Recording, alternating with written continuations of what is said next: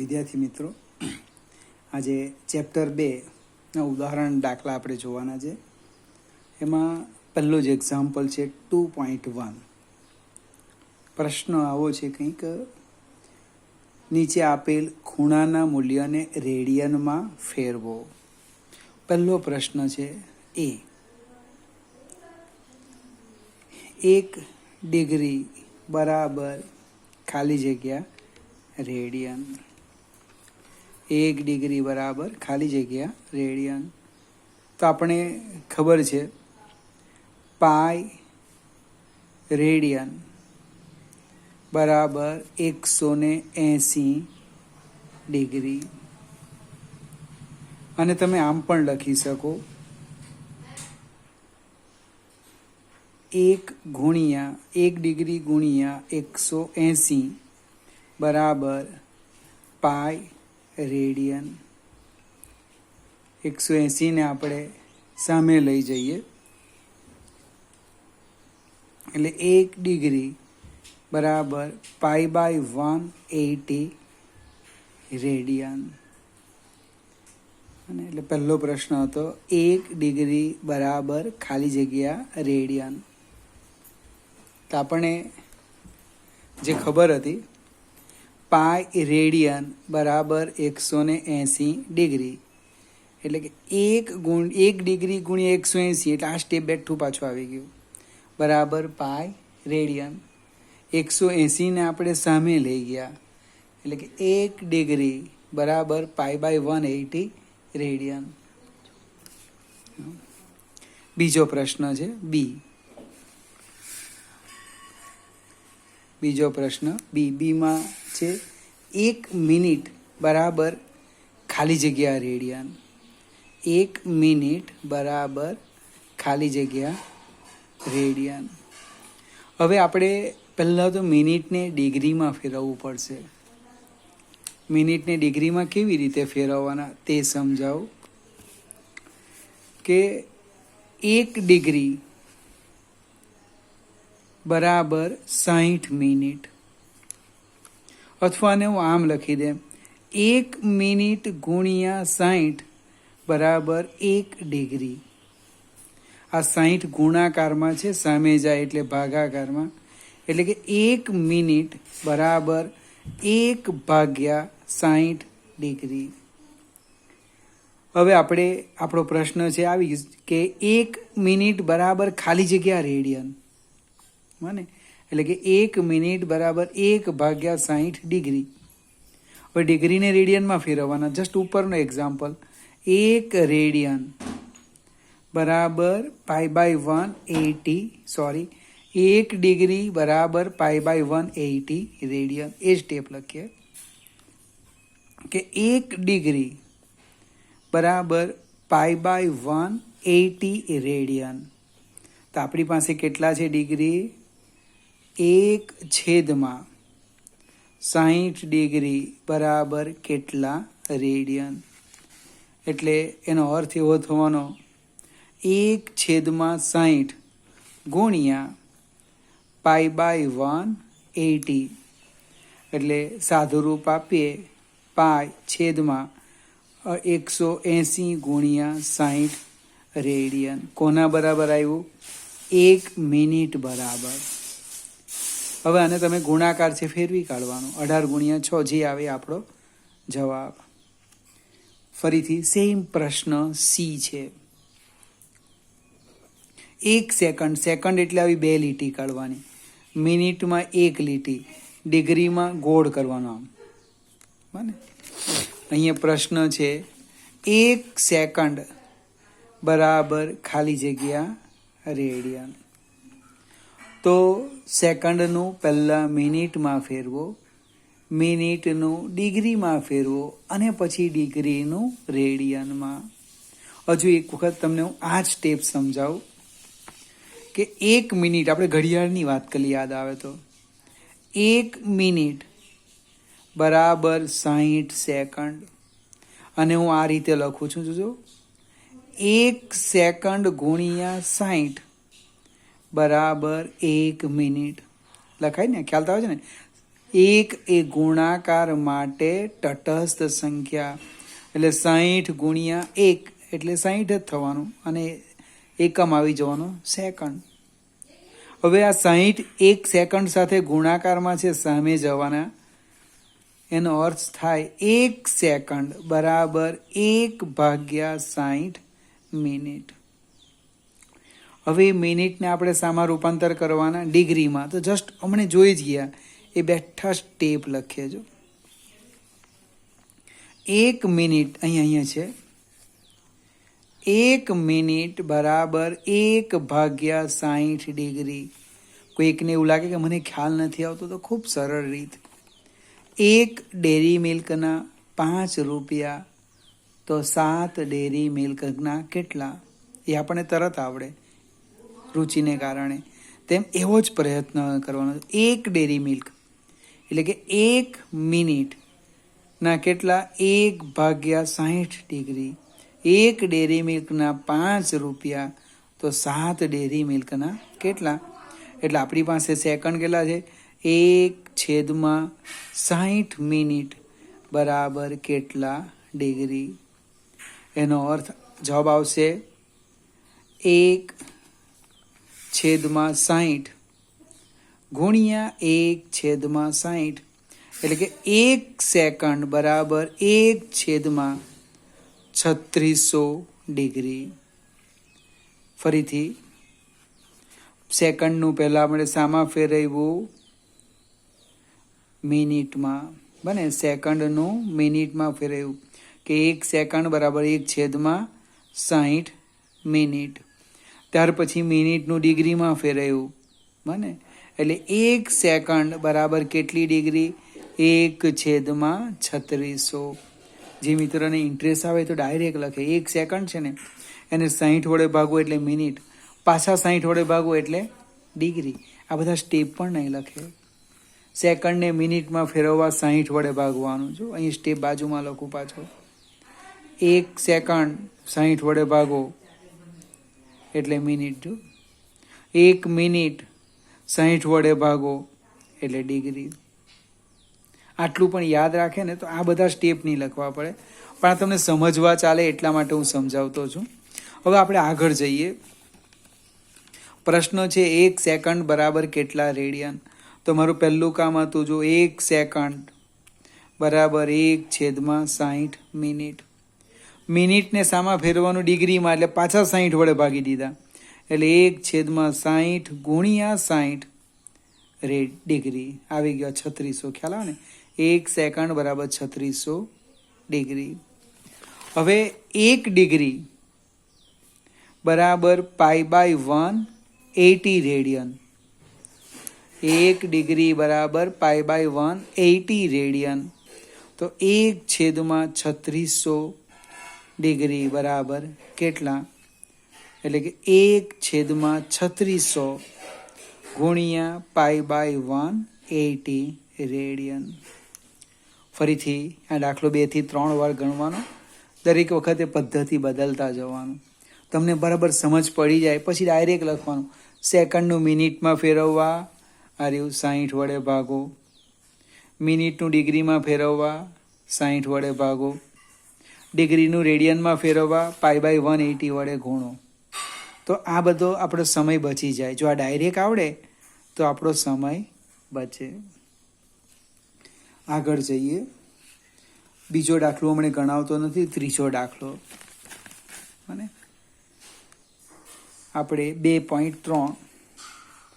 હવે કોઈ પણ એક્ઝામ્પલ તમને જે માહિતી આપેલી હોય એ માહિતી હંમેશા અહીંયા જમણી બાજુ લખવા પ્રયત્ન કરવાનો. કઈ કઈ માહિતી તમને આપી છે.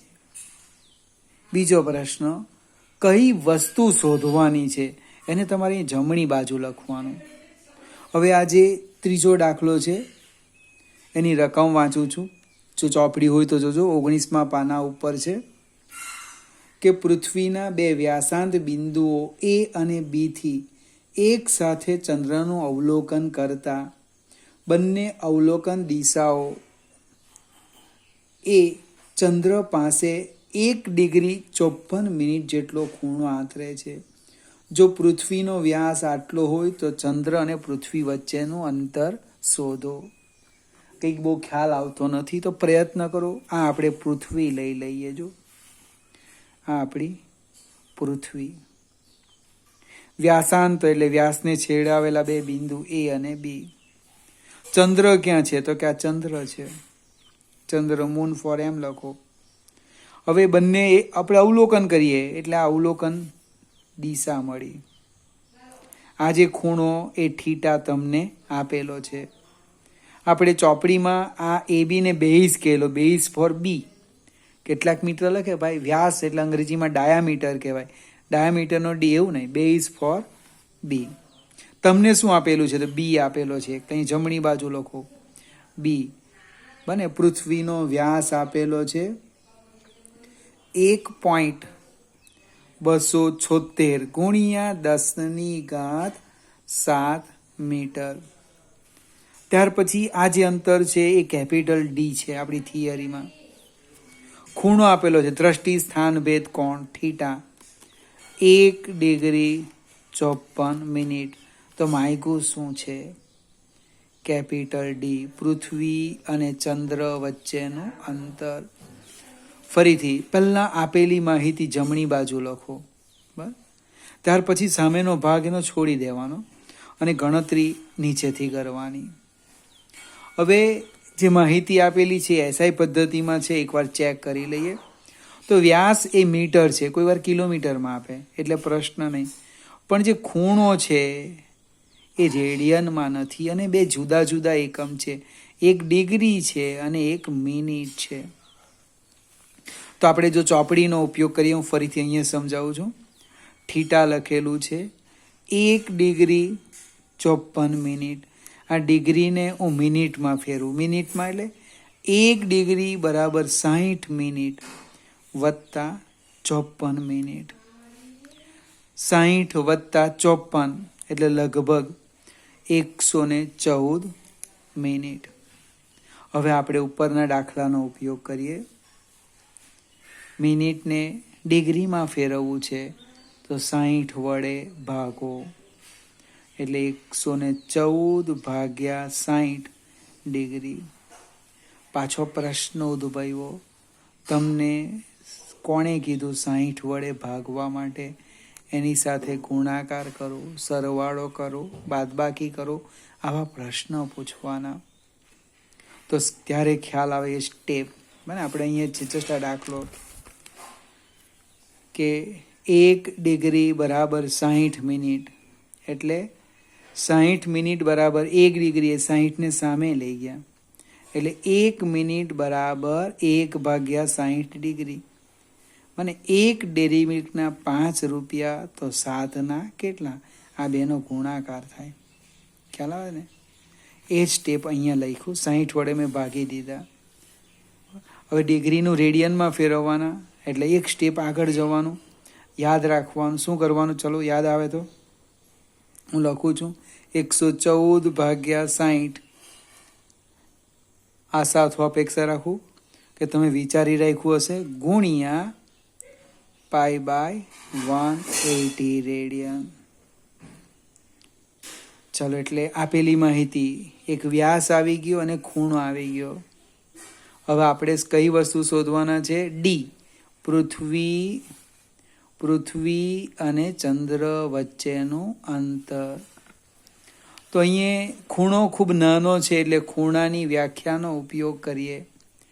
ખૂણો બરાબર યાદ આવે છે કે ચાપ ભાગ્યા ત્રિજ્યા એટલે AB/AM. અથવા આપણે ગ્રહ માટે પી લખેલો તો પી લખી દઈએ અહીંયા. AB/AP. મારે શોધવાનું શું છે? એપી શોધવાનું છે. એપી બને. અથવા જો એક સ્ટેપ લખો થીટા બરાબર બેઝ ભાગ્યા કેપિટલ ડી એટલે કે કેપિટલ ડી બરાબર B/θ. હવે આ બધી જ કિંમત મૂકીએ. એકદમ ધીમેથી જોજો, હું સામે લખું છું અહીંયા. કેપિટલ ડી બરાબર એટલે લીટી પાડી દો. બેઝ ઉપર છે મને આપણે કિંમત આપેલી છે 1.276 ગુણ્યા 10⁻7 ભાગ્યા થીટા. થીટા કેટલા છે આર્યા? મને 114 ભાગ્યા 60 ગુણ્યા π/180. ગણિતનો નિયમ છે છેદનો છેદ અંશમાં જાય, એટલે કેપિટલ ડી આમ થશે 60 ગુણ્યા 180 ગુણ્યા 1.276 ગુણ્યા 10⁻7 છેદમાં 114 ગુણ્યા પાઈ એટલે કે 3.14. હવે આપણે વિજ્ઞાન પ્રવાહમાં કેલ્ક્યુલેટરનો ઉપયોગ થાય છે, એ ગણતરી કરીને જવાબ લખી દેવો. ફરીથી પ્રશ્ન સમજાવું. આ આપણી પૃથ્વી છે, આ એનો વ્યાસના છેડાવેલા બે સ્થળ છે. બને પૃથ્વીથી ડી અંતરે કોણ રહેલો છે? ગ્રહ અહીંયા પી પાસે. આ થીટા એ દ્રષ્ટિ સ્થાન ભેદ કોણ. હવે મારી પાસે બે રાશિ જ્ઞાત છે, એક આ વ્યાસ બેઝનો બી અને બીજો થીટા, અને મારે ડી શોધવાનું છે. એટલે પહેલાં આપેલી માહિતી લખીજો. આ વ્યાસ લખી દીધો, થીટા લખ્યો, પણ થીટામાં પ્રોબ્લેમ આવ્યો, એ રેડિયનમાં નથી. એટલે પહેલાં આપણે એનું કામ કરીશું. 1 ડિગ્રી 54 મિનિટ. તો મેં ડિગ્રીને મિનિટમાં ફેરવ્યું, એવું જરૂરી નથી. કેટલાક મિત્રો ડાયરેક્ટ 54ને ડિગ્રીમાં ફેરવી દે, 60 વડે ભાગે, તો પણ ચાલે. ટૂંકમાં તમને જે રીત ગમે એ અપનાવવાની. હું મેં મારી રીતના સમજાવું. 1 ડિગ્રી 60 મિનિટ વત્તા 54 એટલે 114 મિનિટ. મિનિટને ડિગ્રીમાં ફેરવવા 60 વડે ભાગો, એટલે 60 વડે ભાગી દીધા, બરાબર. ત્યાર પછી શું કીધું? એને રેડિયનમાં ફેરવવા. જો 114 ભાગ્યા 60 ડિગ્રી હતું ને, ગુણ્યા π/180 રેડિયન. પછી સૂત્ર લખ્યું ખૂણો બરાબર ચાપ ભાગ્યા ત્રિજ્યા. ચાપ એટલે ડાયામીટર બેઝ બી અને ત્રિજ્યા કેપિટલ ડી.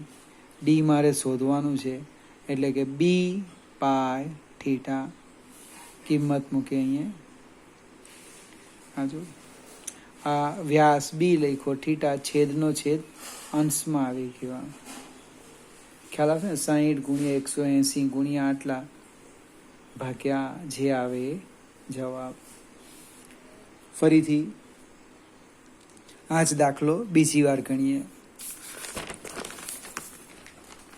2.4.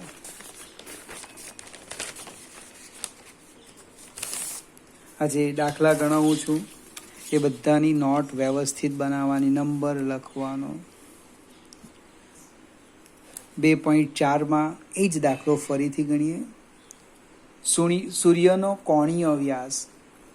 હવે કોણીય વ્યાસ શબ્દ આપણે આવેલો નથી, અથવા કદાચ મારું સમજાવવાનું બાકી હશે, પણ એમાં ફિગર સમજાવું કે આ કોઈ ગ્રહ છે અને આપણી આ પૃથ્વી છે. આ જે ગ્રહ છે એનો વ્યાસ છે. વ્યાસ વડે પૃથ્વી પર કોઈ એક બિંદુ પાસે અંતરાતો કોણ આ એ આલ્ફા, એને ગ્રહનો કોણીય વ્યાસ કહેવાય. આ આપણી પૃથ્વી છે અને આ કોઈક ગ્રહ છે, જે હશે તેમાં આપણે પડવાનું નહીં. પૃથ્વી અને ગ્રહ વચ્ચેનું અંતર મને ખબર, કેપિટલ ડી. આ એનો વ્યાસ છે. વ્યાસ છે એટલે ડાયામીટરનો ડી લખવાનો. ત્યાં બેઝનો બી લખ્યો હતો, અહીં ડાયામીટરનો ડી લખવાનો.